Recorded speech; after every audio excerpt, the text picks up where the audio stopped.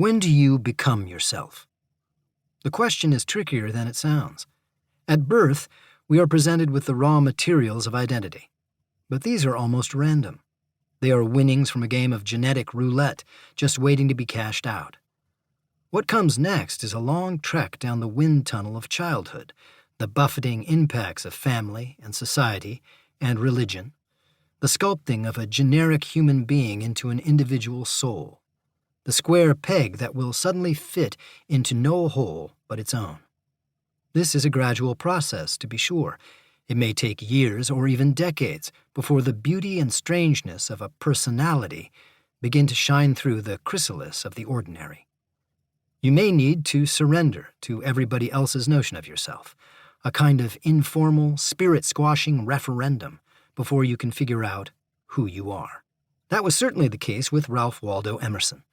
The expectation from the moment he was born in 1803 was that he would become a minister.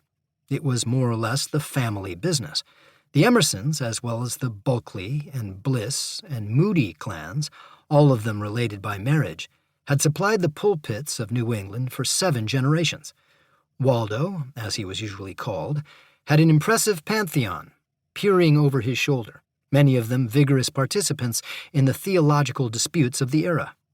There was, for example, the towering figure of Peter Bulkley, the founder of Concord and a major architect of Puritan society, who set down the contractual relationship between God and man in The Gospel Covenant, 1646.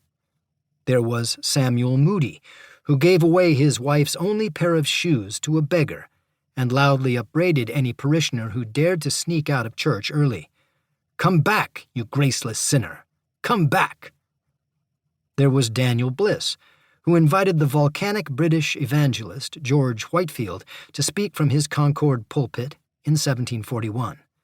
Bliss was described as a flame of fire, and it's fair to say that the Great Awakening, which saw Whitefield preaching to enraptured crowds with a sobbing Jonathan Edwards at his feet, did not favor tepid personalities. In this sense, Waldo might easily be viewed as a culmination, an heirloom product bred from the finest cultivar in the New World.